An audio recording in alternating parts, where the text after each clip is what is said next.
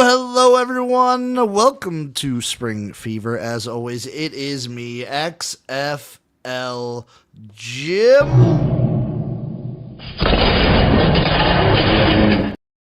joined by the incomparable, immeasurable, the main man himself, Eric, aka Uncle fucking Rico. You want it? I'm gonna give it to you right now.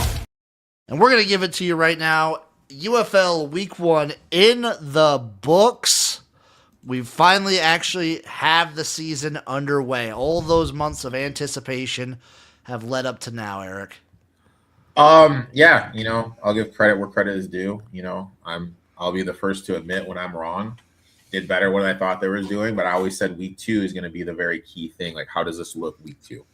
Like, do they retain the people from 1 to 2? That's basically my thing. I would say, so the most important weeks in order for me, week 1, championship week, week 2. Those are just purely based on vibes. The actual important weeks for play, if you're thinking about like what to watch for the UFL and what to watch for spring football, because I think most people, I'm personally treating this like a new league because of all the turnover and changes that happened from last year to this year. I kind of feel like you have to. You have to. So what you're going to see is that you'll get a lot of teams that are still trying to find their footing because of the shortened training camp. Week 5 is what you want to look for, where everything kind of flips on its head. This is anecdotal. I've only looked, but like from the AAF didn't really make it to week 5, but in the XFL in 2020, the USFL in 22 and 23, the XFL in 2020, 2023, and the UFL in 2024 and last year, week 5 is when like the crazy shit happens. Yeah. That's always the weird week. Shout out Jeff in the chat, by the way. We get 2 more home openers. We get to see 2 more shows. It's insane to me that I think Birmingham doesn't play a home game until week 4. Oh, that's what's his face just saying fuck Birmingham, dude. And then I think DC doesn't play their first home game till week 3. That might have been scheduling conflicts with the soccer, which is a possibility. It's always a possibility. I mean, they've moved in the new MLS stadiums, so one of the factors of that, smaller stadiums, one of the other factors in that, they can't put as much paint on the grounds, on the field. So the logos, like some of the midfield logos, like that Storm logo was super small comparatively. And they can't, for a lot of these stadiums, they can't paint the end zones. Yeah. So what they're doing, and the CFL does it as well, and it's kind of cool, they like digitally impose them for TV. Which is nice. I like that. It does kind of work. I like that a lot. Old Man Bag of Sports, we're not doing a show about the Crown. Dude, I did bet Minnesota, though. I bet the Gophers tonight, and I may have put a live bet on Oklahoma that I have going out in the background, Jimmy. I'm a Crown over NIT guy, though. No, I love me a little NIT, dude. I think the Crown's infinitely more entertaining. Dude, it is. The NIT is a mid-major thing, and I mean... That's fair. I like that they're playing for, like, money in the Crown. It's very fun. I think you like it just because your team won it last year, dude. Also true.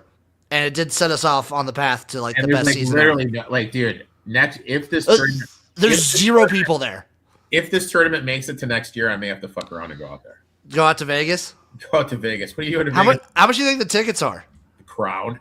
Jesus, dude. Do you think they give them away at, like, for, like, rewards at casinos?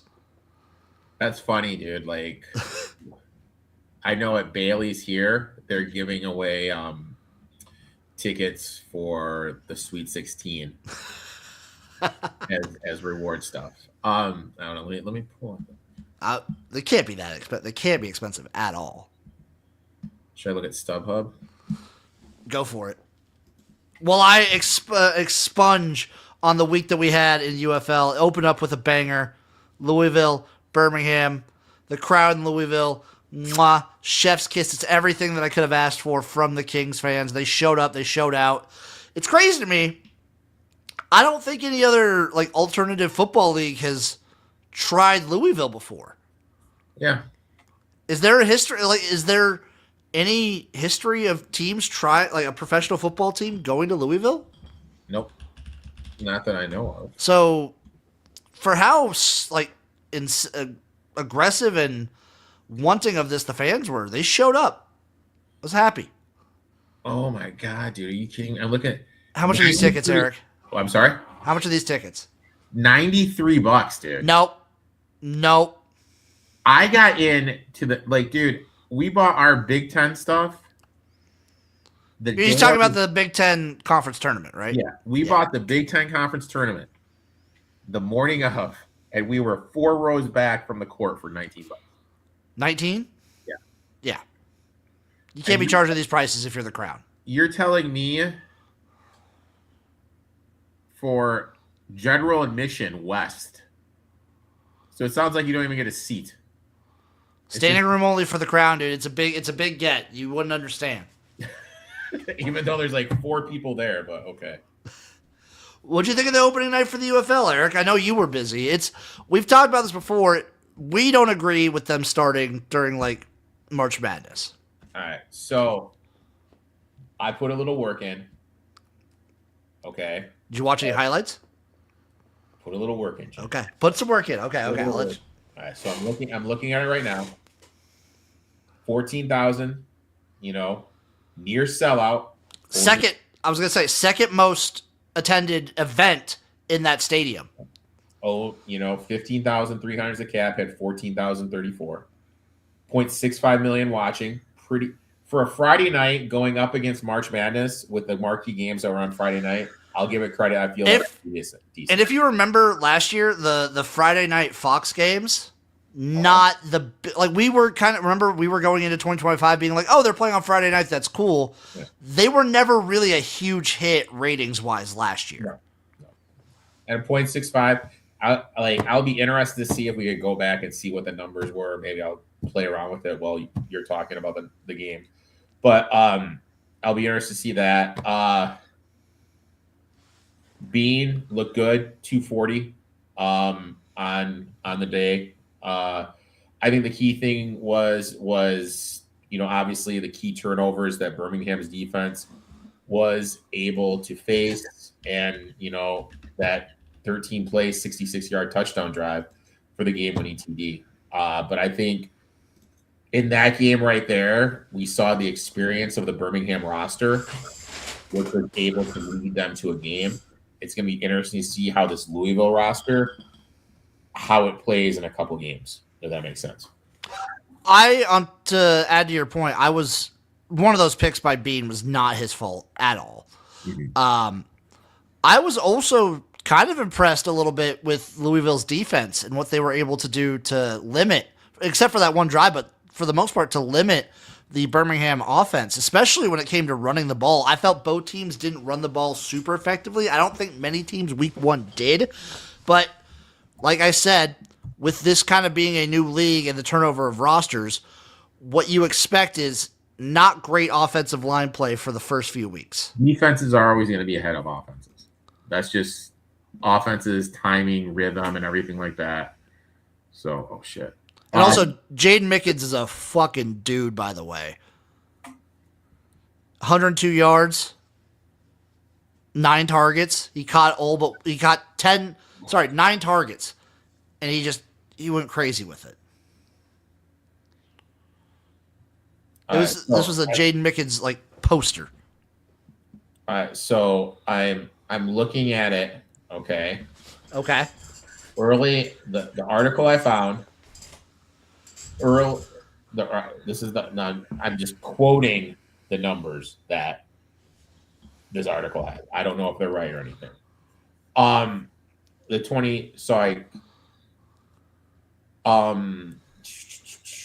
So last year the homeowner was what? Was it Battlehawks and Roughnecks? Am I looking at?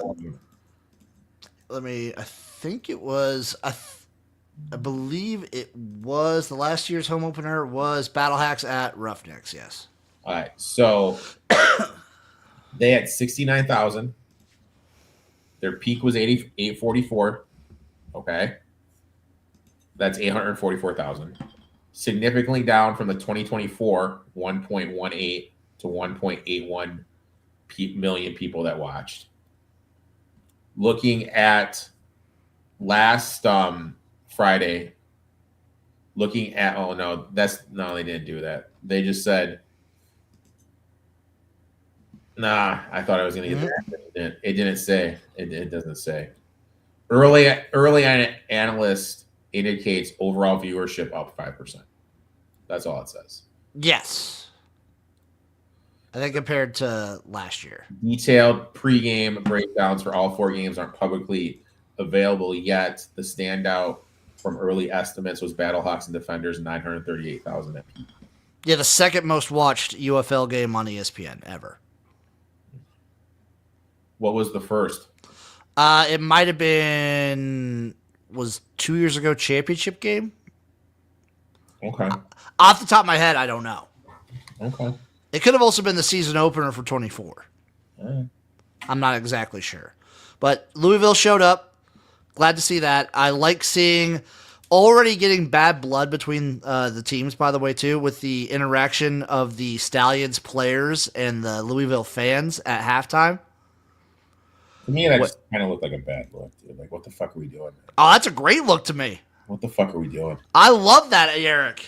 I love that shit. I don't know what it is about soccer stadiums, but apparently you can just get that close to the players.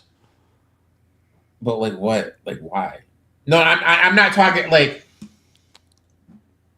I don't know. I've always there's a lot of dumb fucking fans. Yes. That run their mouths and say some stupid fucking shit. Oh yeah. And because they don't think that a player is going to do anything. Well, and the UFL players do something. Remember, we had Samson Nakua last year do something. And Puka just checked himself into rehab, too. Something with that family, man. Something with that family. Something very special with the Nakua family. The Nakuas. Game number 2, we had the Defenders taking on the Battlehawks. Saturday, the early game. Battlehawks win a close one, 16-10. Battlehawks defense. Baby. That defensive front was putting the hurt on DC. It was bad. I know DC's like they switched over their offensive line a decent amount. They're going to have to get this figured out because they could do nothing. Nothing offensively, especially in the second half. Well, it's not like either one of these offenses looked very, shit. I mean, this was a grinded out, low scoring game. We did have the first 4-pointer by, what's his name? Matt McCrane. Yes, sir. 60-yard field goal. Silvers had that touchdown to Neville for the go-ahead score in the third. But I'll be honest, like neither one of these offenses look good. And then it points the question: is it the offense or is it the defense? Which one? What was the cause for the offense? What was the offense on both sides too? I would say for DC, their offensive line probably boosted St. Louis, but I think St. Louis did keep a lot of their defensive players from last year. They just lost some of the offensive, especially up front. And remember, St. Louis's defensive front last year was one of the top 2 in the league. So I do think their defense is really good. I think DC has a lot to figure out on offense. St. Louis, I feel, definitely has a lot to figure out on offense. It felt to me that whether it was every play, almost like every other play, either the offensive line was being bad, Silvers was either if the offensive line was good, then Silvers would miss somebody, or if the offensive line was good and Silvers was making a good throw, the receiver wouldn't catch it. Like there, at every aspect, there was just not great. Yeah, there was issues everywhere, and that's to be expected with a short training camp. I think that'll clean itself up for St. Louis if they get Hakeem Butler back, which it looks like they should. That should definitely help. So, but this is a different system, though. Oh, 100%. Silvers knows the system, though. Silvers knows that it's the rest of the team that needs to learn it. But everyone always says, what's the issue? Oh, yeah, this guy will produce. But this is Butler in a different system. True. That is true. That is my one worry point. It's going to take a little bit of time. Oh, definitely. I don't expect to see it really ticking until about week 4. Yeah. But they just have to stay above water. Yeah. And I think they can do that. The other thing I've noticed, and this is just a general with all. Oh, go ahead. 31,194 in attendance. Yes. As we mentioned, 0.94 million. Highest watched game, second highest game watched ever. on ESPN. Yeah. Because like Fox and ABC have definitely had to hire. Yeah.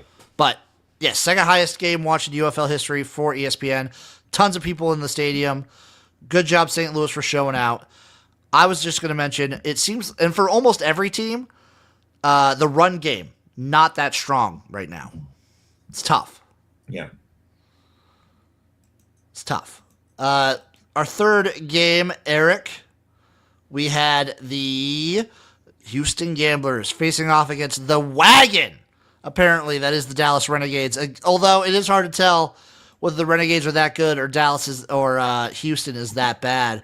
But Renegades crushed them 36-17 in Austin Reed's UFL debut. Western Kentucky product, UFL record 376, 3 tutties. Regular season record. You got to say that, Eric. You got to say regular season. 3 tutties, 0 INTs. Vaughn 7 catches, buck 44. Ward 3 catches for 93. Torched the secondary. Houston's QB showed a little mobility. Which one? Deckers, right? Yeah, Deckers definitely looked like the better QB. And I just kind of feel like the lead that Dallas built, it's one of those ones like, I know the systems aren't the same, but it's kind of like when a Naval Academy and Air Force gets down. No, I'm serious though. No, you're right. You're right though. You're right. You know what I mean? They get down, and like with the system that they have, they just aren't capable of making that comeback. And when you go into this week saying you're going to be playing 2 quarterbacks, like you still don't know who your guy's going to be. If you play 2 quarterbacks, that means you don't have a starting quarterback. Exactly. And what did we talk about going into the season? Even with all these new coaches and them not being experienced or maybe not knowing anything, I still had Kevin Sumlin at the bottom of my rankings. Oh, yeah, you have to, dude. He's awful. Johnny Manziel's not walking through that door, dude. Why does he keep getting chances? We already saw him with the Gamblers like 2 years ago, and he was bad. 3 years ago. Yeah, 3 years ago. It was bad. And it pisses me off for the Gamblers because they have weapons. Uh-huh. Like guys like John Trey Kirkland, Cam Sutton are really good players. And I feel like they're just getting wasted on a Gambler's offense that won't do anything. Mm-hmm. Oh, we got a question here. Who wins a beer drinking competition, me or Tiger Woods? I take you, Jim. How many pills do we have to take before we start drinking? I mean, like a pills competition, I think you'd lose, dude. I'm sorry. 100% I would lose.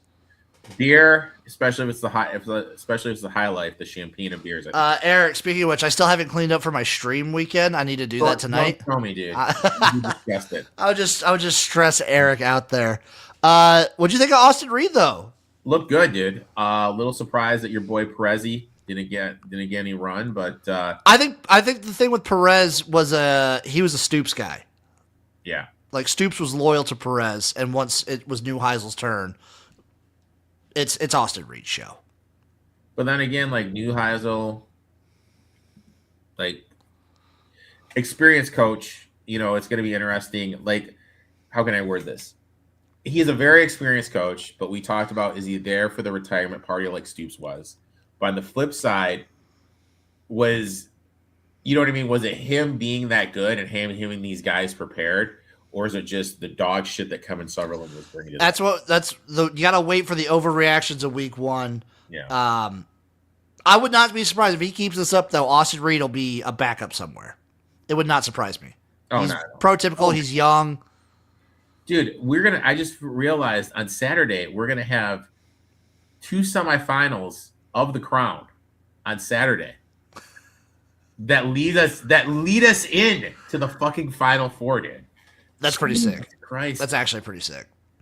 And then I don't mean to sound like a creepy old man, but that Colorado cheerleader they showed was a smoke show. But go ahead. That's all good.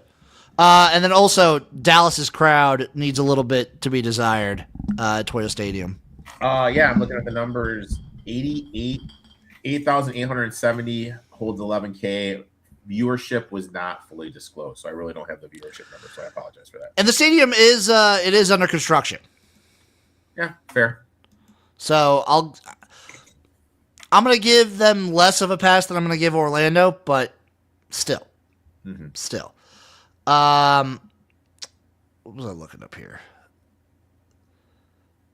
No. Well, that was on, what channel was this one? That one was on ESPN as well, I believe. What'd you think of the Nelly halftime show, by the way? I'll be honest, I did not see one thing of it. I watched all the halftime shows, all 4 of them. Nelly was the only artist that I actually knew. You know DJ Khaled? Oh, I'm sorry, DJ. DJ Khaled had the weirdest halftime show. Weird.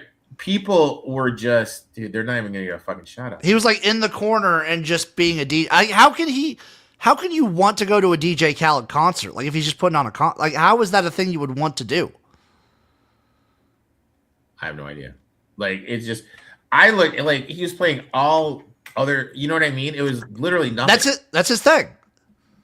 Like it was very weird. Very, very weird. Shout out Nelly though. And then I don't even remember who was playing in both Louisville and Dallas. Last game, by the way, we had the Orlando Storm with DJ Khaled beating the Columbus Aviators 23-16. Nice way to cap off the weekend. This one I felt was a nice gutsy game. It was Anthony Becht with the Orlando Storm. They were just the better coached team. It felt like going throughout the whole ordeal.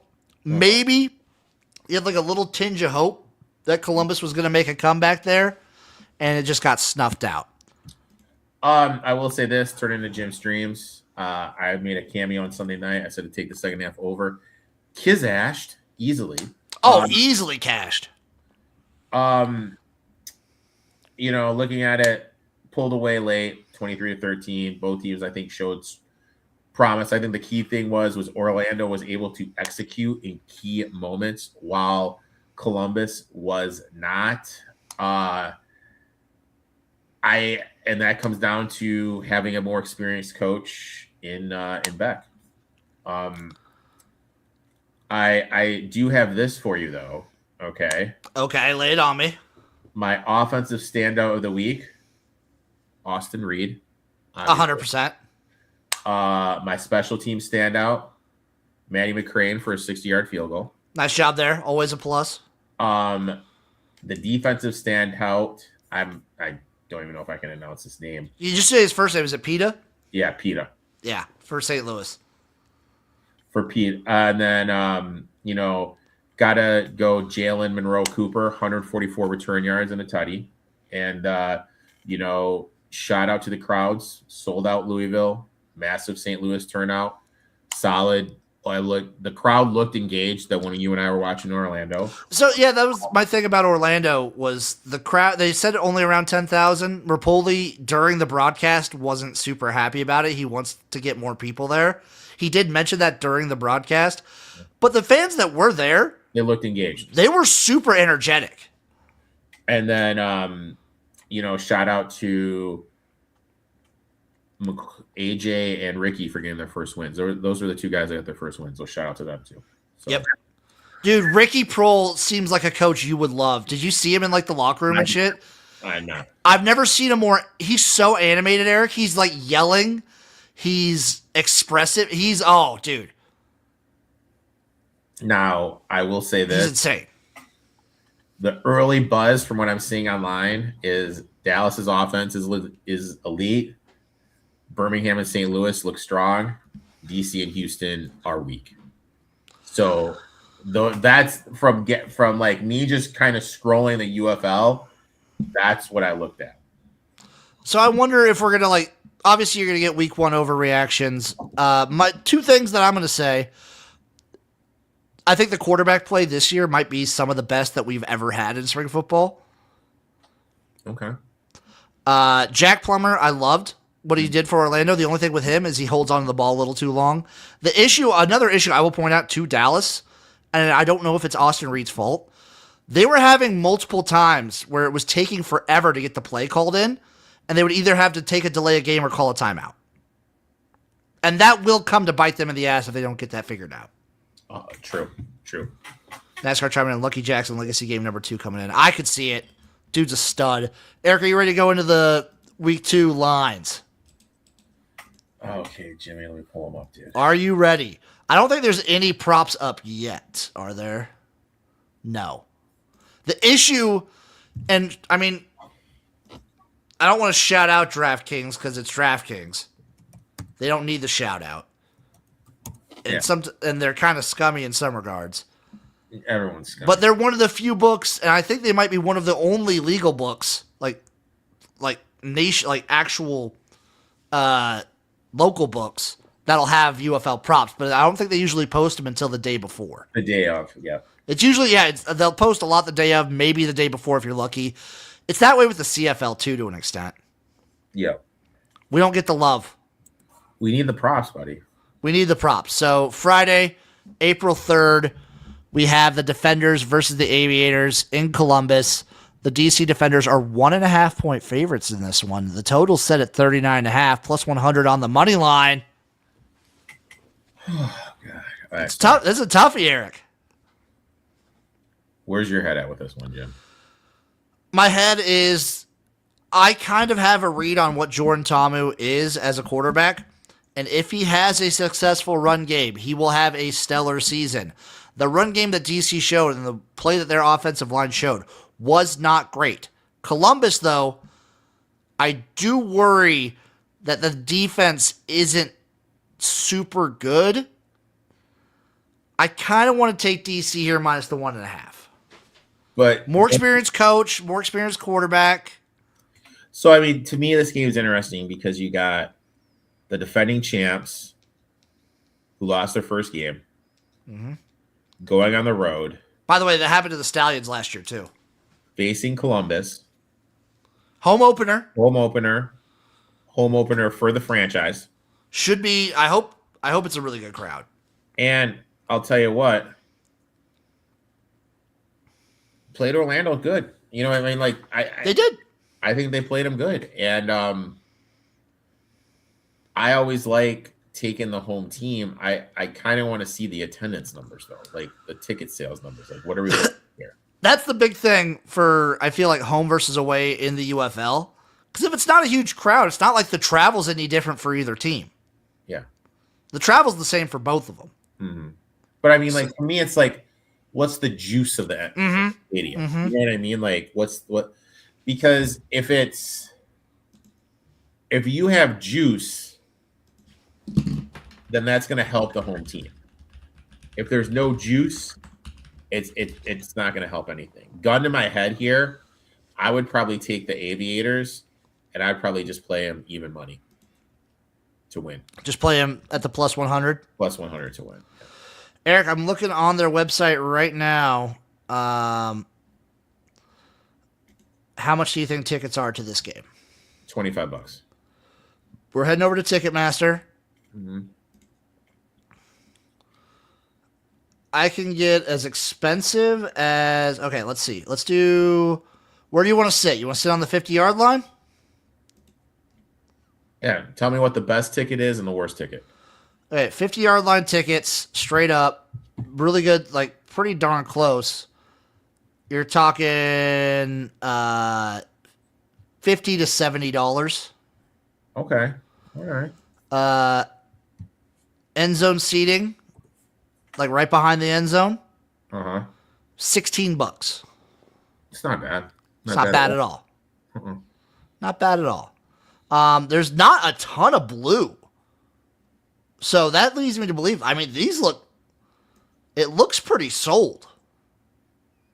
Well, I mean, like, if that's the case, look, I am going to take Columbus. You know, like I said, home opener.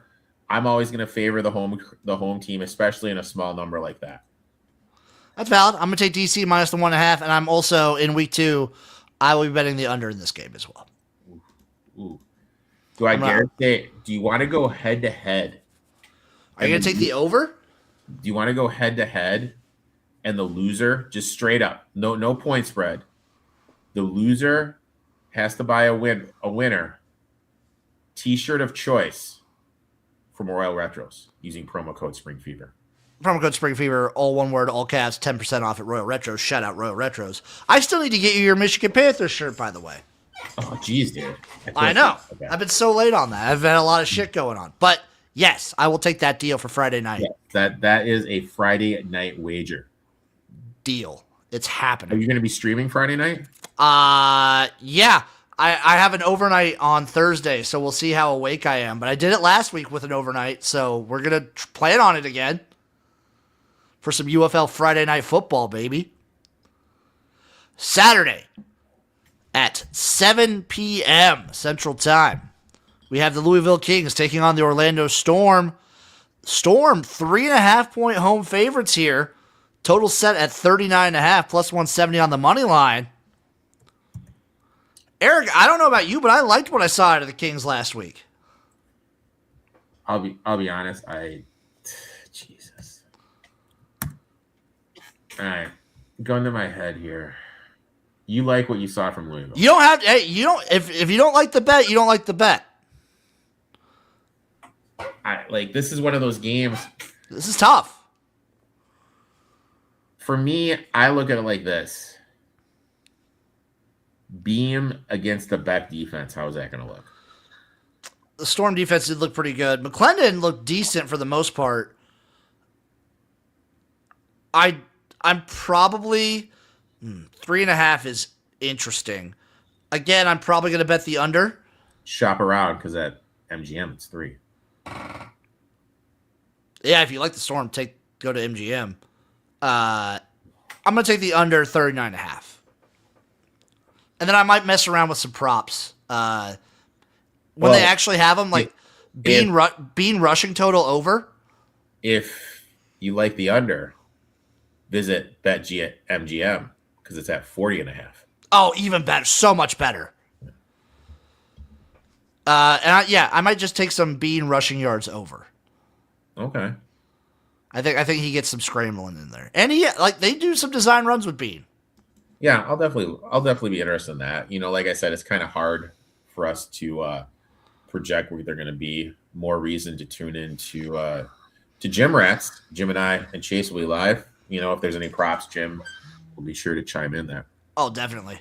Jeff says I saw there were some on DraftKings last week. It's going to be interesting because remember last year ESPN Bet was the main one that we were able to get. Now there's no ESPN Bet. There's no ESPN Bet. So, but they did announce DraftKings as like the official partner of the league. Okay, you'll probably see him on DraftKings. Maybe like hours before you'll see him on other books. That's the issue with these leagues. They no book post props. Remember we had this issue with the CFL forever. We got some last year, but for a long ass time there was nothing on the CFL. Nothing at all. Moving on to Sunday. Happy Easter. Happy Easter. Stallions. Gamblers, baby. The Birmingham Stallions are 7.5-point favorites against the Houston Gamblers. Total set at 43.5 plus 300 on the money line. See, for me, I'm going to take the 7.5 here. I'm also going to take the 7.5, Eric. I'm with you here. I this is just to me kind of like an overreaction here. You get over 7.5.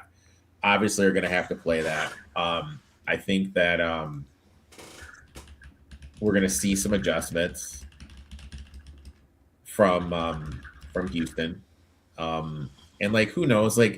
It's a weird thing. You know what I mean? You got these guys playing on Easter. What is that going to look like? How engaged are Birmingham going to actually be? So here are the scores historically between the two in the UFL. We had the Stallions. Stallions have won all the matchups in the UFL. It's 33-25. So an 8-point game there. 23-16. Okay. That would cover. Okay. 28-35. Respect. And then 32-9 last year in 2024. Remember how bad they were to open 2024? I do. Yeah. And then I think in the USFL, I think it was even closer for some of them. Back in those days. But I am going to go ahead and say I got to take the plus 7.5 here. I'm not going to sprinkle. I'm definitely not going to sprinkle. I mean, I'm wondering if Houston's defense is that bad. the over's definitely in play. But also, Birmingham looked offensively, probably prime for live betting. Dude, I am sorry, dude, but this game is fucking drunk. Which game? It was the Crown game? Yeah, dude, it's an overtime, dude. It's like, dude, it looks just like fucking guys playing. Which we didn't mention before, but I'm mentioning now. The UFL and these spring leagues in general, prime for live betting. And this game, the game we talked about before, 7 p.m. start, going head to head against the Final Four. Yeah, there's going to be nobody watching that one.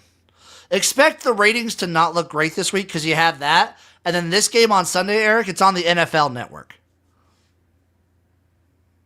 Oh, God. So I assume that's going to be ESPN announcers because doesn't ESPN now own the NFL Network? Correct. Okay.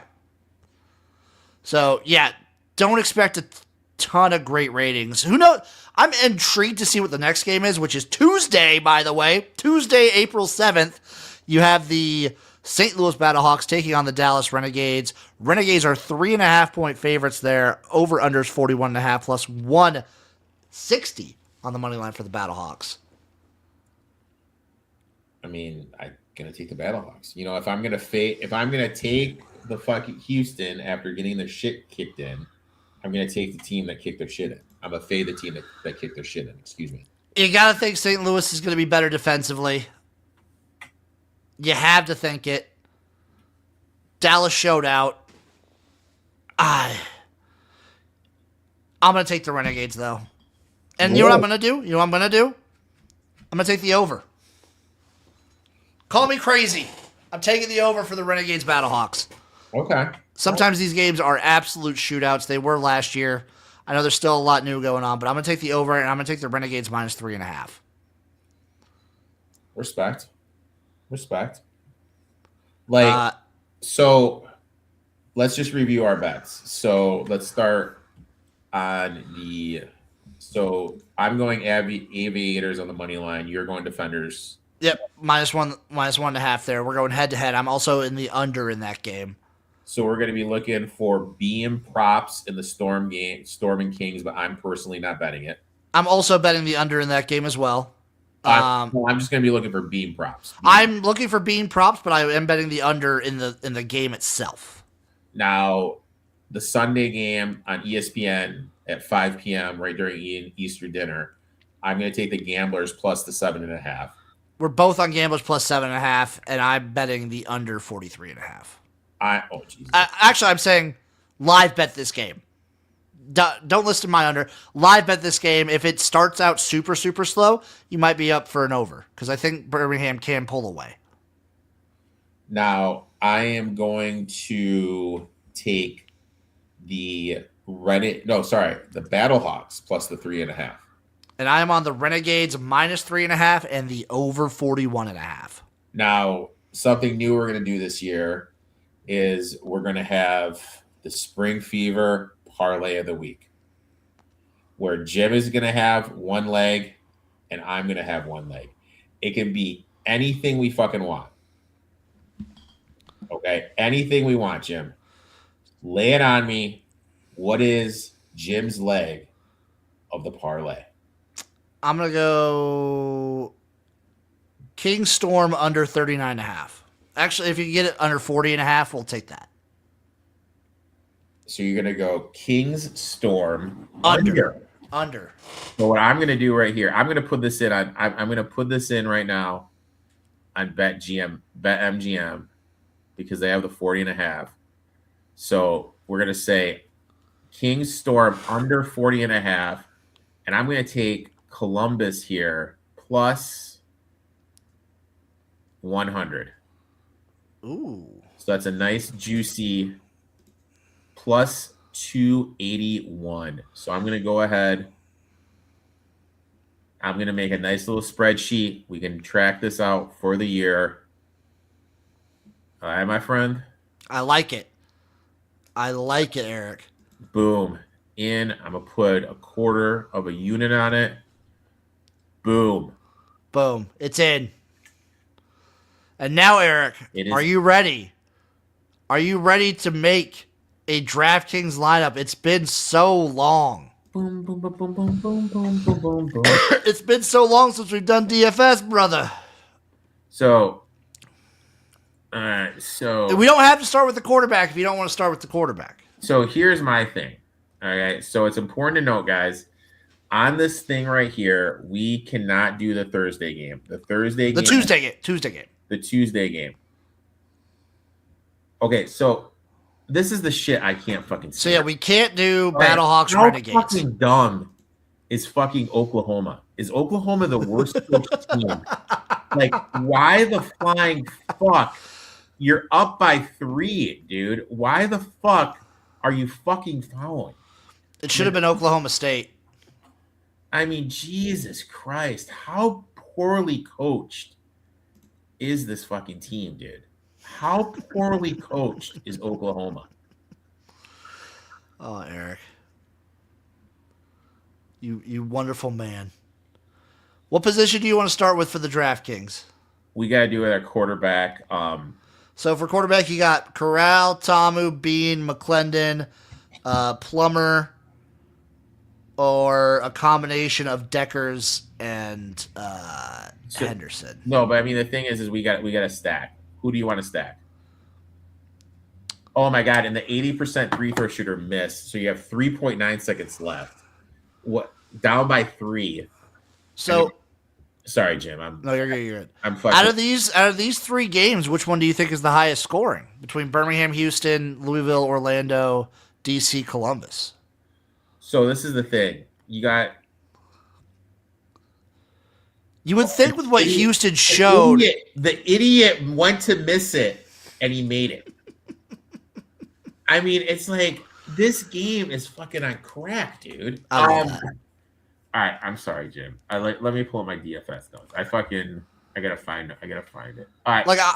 So on cash games, I think we need to. We kind of got to look at what is going on with the cash games. I feel if we're gonna do cash games here, I feel the teams that we should be attacking are.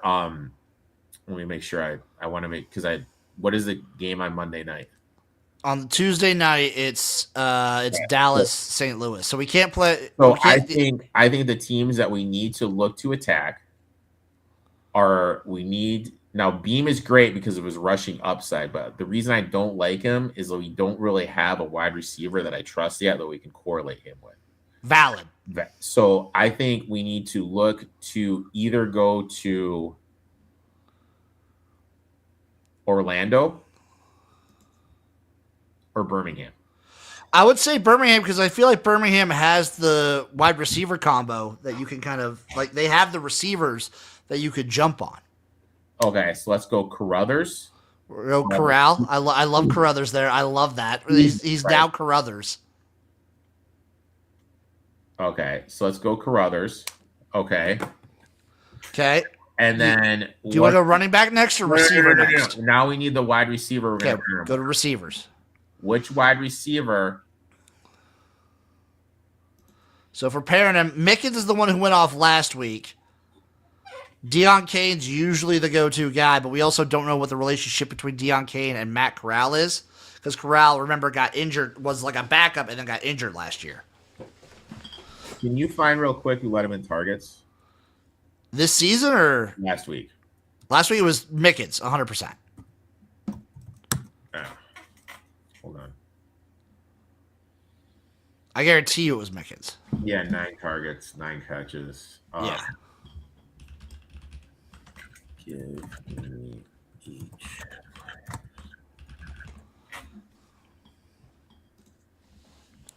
All right. So Mickens 9, Ross 5, Kane 5, Ross 2. Yeah. So I mean, with that big of a target share, we got to go Mickens. That's what I'm saying too. And at 6,600, he's not that expensive either. What are you feeling? You want to keep on wide receiver? Or do you want to pivot over to running back? Sorry, Jim. I'm fucking all over the place. No, you're good. You're good. So we got Mickens. So for where's the guy's fucking age? All right. So I feel Corbin could potentially. How much is Corbin? He's the most expensive at 8,500. Okay. But also, I will say, Orlando's running attack was the best showing last week, and they do probably have one of the better offensive lines. Okay, but I got to pull full screen here because I can't see the prices. He's 8,500. And how much? 95. We got 9,600 on Matt Corral and How 6,600 much on is an average Mickens. salary? For ours is 6,760. Okay, if we put him in here, how does it look like? Goes down to 6,325. All right, let's do that. Okay, I like getting Corbin in there. He's a running back I know is going to be good, and I trust the offensive line. Okay, so now let's go defense. Now, with that being said, on the defensive side of the ball, I feel that the Stallions will be the chalk. Stallions 100% chalk, especially going up against Houston. How much are they? They're 5,000, so it's 5,000 for the Stallions, 4,500 for the Storm, 4,200 for the Defenders, 3,800 for the Aviators, 3,500 for the Kings, and 3,000 for the Gamblers. All right, let's rewind here. Hold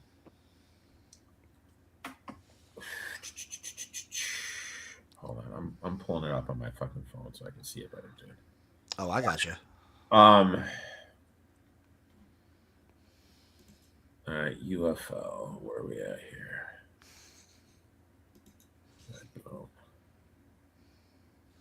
Classic, 3 games, $25 double up. All right, so we went Maddie. We went Matt Corral, Jay-Sean Corbin, and Jaden Mickens. Where's Mickens here? Okay. So let's we'll go back to that. What position you want to hit next?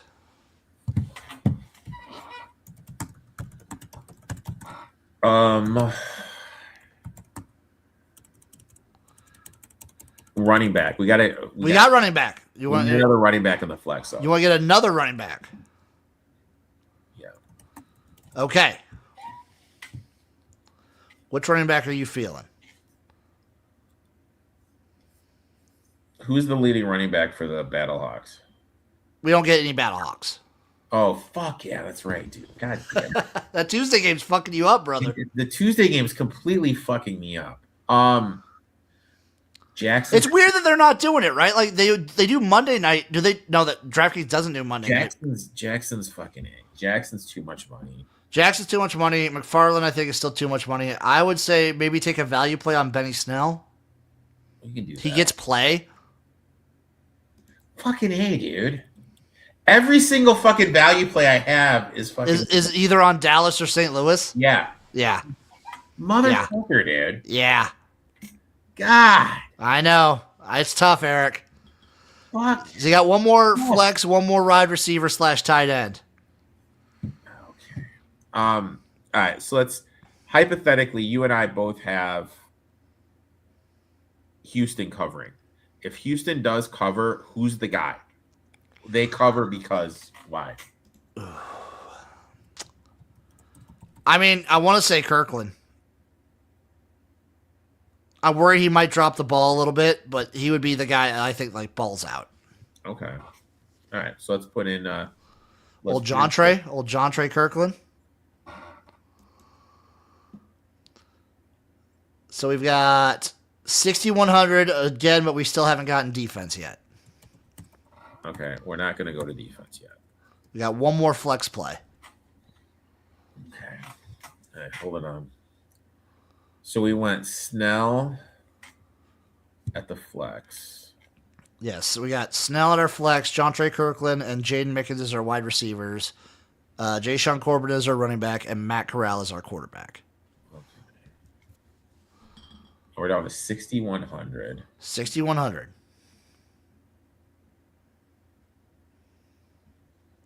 What about